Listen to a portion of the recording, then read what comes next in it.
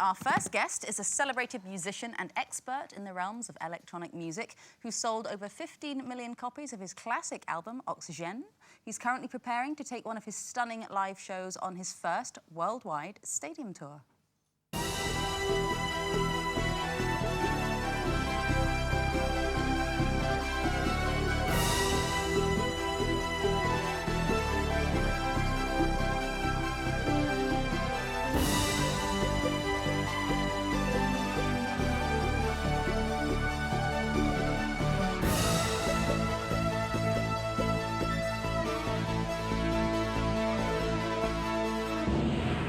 Here to tell us more about all his plans, please welcome Jean Michel Jarre.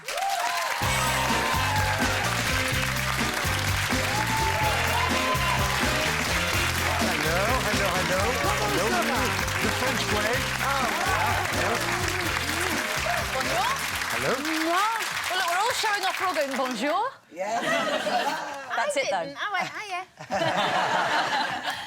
So tell us about the new tour. Is it something different to the things that you've done before? What can we It's expect? quite different. I feel like a beginner actually, because it's a one and only world tour. It's my first world tour actually, because I did lots of big events or one-off concerts, and this one is quite special. I had that in mind for quite a while. I mean, to try to take the experience I have from outdoor concert and putting it into indoor venues, and with lots of quite stunning, I hope, laser light shows and new audio and new system of sound. And I'm quite excited by playing the greatest hits plus new music and new tracks in a different environment. Because your shows are utterly spectacular. I mean, they light up whole cities. It's not just about one little concert hall, is it? You light up cities. It must take months and months and months to plan for one concert, for one event. Therefore, it's sort of been impossible to take it on the road, really. Yeah, so it's a relief to take month and month to plan more than one-off, not one concert in a sense. So the entire world, you're going everywhere? Yeah, and I'm playing the whole world from now to end of 2010, and it's a real pleasure to start more or less here in this country. It's always a pleasure to be in the UK and in London particularly. Where did you sort of get your love for the electronic music that you do? What were the origins of that?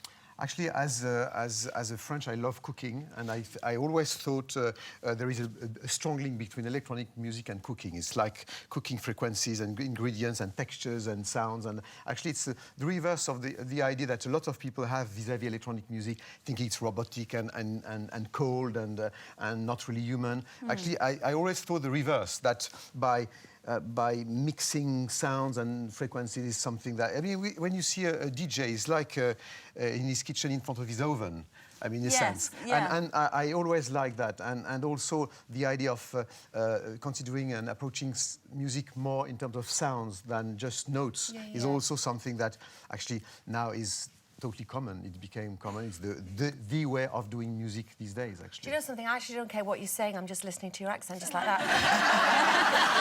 I know, I'm trying to improve it, but not too much. But how do you, just out of interest, do you write it down? Does she mean that I was slightly boring? No, it's very sexy. I meant you could say... No, I know. Talk about anything. I was just kidding. No, I got it. Absolutely talk about anything to me, anytime. But She has that with her Geordie accent, if you let her speak to you. But, pardon my ignorance, but how do you write it down? Is anything written down? I mean, you know, like notation. Yeah, sure. So you notate it, and then you improvise the mixing around it. Actually, it depends. I mean, writing a song is like writing a song.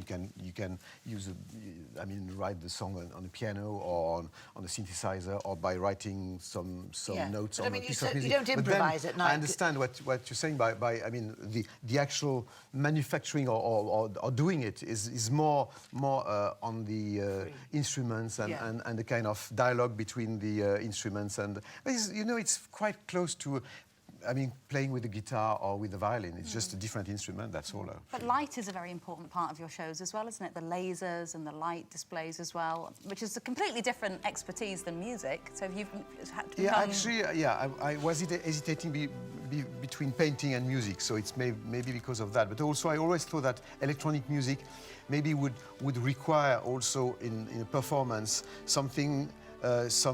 Or would answer to some expectation that the audience could have vis-à-vis the fact that going to see a concert is actually to watch something, not only listen to something. Right. And I always thought that the mixture between lights and music works quite well. It's probably also a French tradition. Son et lumière. Yeah, that's right, exactly. Oh, she's Very good, very good. she's so cultured. I can do birds, I can do language. I noticed that. Do you find inspiration from just life itself? For instance, the Dawn Chorus. Do you like Yes, where I went into that? Yeah, I'm most of the time listening to the Dawn Chorus when I go to bed after recording sessions, you know. So I can't. It's always a kind of relief because I know that I'm joining my bed in a sense. But the sounds of nature itself can be quite inspirational, can't it? Absolutely, yeah, absolutely. And you know, since Oxygen, I'm quite.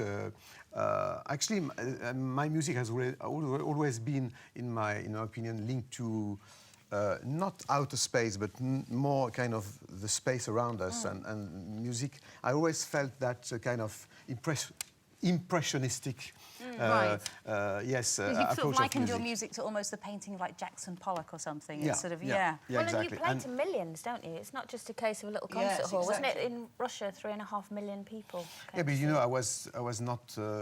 It's hard to organize that. You don't know what's going on. But I think it's probably talking about birds and nature and all that. I mean, it's sending us to this very natural way of gathering and experimenting things live all together in an outdoor situation. When you are outdoor, by definition, the venue is. You don't control the venue, and it's actually something very, very special. There is a kind of very poetic approach to this. I mean, having a one-off experience where you have no second chance for the next Saturday or something like that. When can people see you in the UK? Where and when? Actually, the 22nd in London, in Wembley Arena, 22nd of May, and then 23rd in Birmingham, 24th in Manchester, and the 20th in Glasgow, 2 days before. Fantastic. So, and I'm really looking forward to being in the UK. I have always had a special relationship with this country, and it's always a pleasure. I think And Denise partly has to formed be a special relationship surrounded with you today. Thank you very much. Thank you so much, Jean Michel Jarre.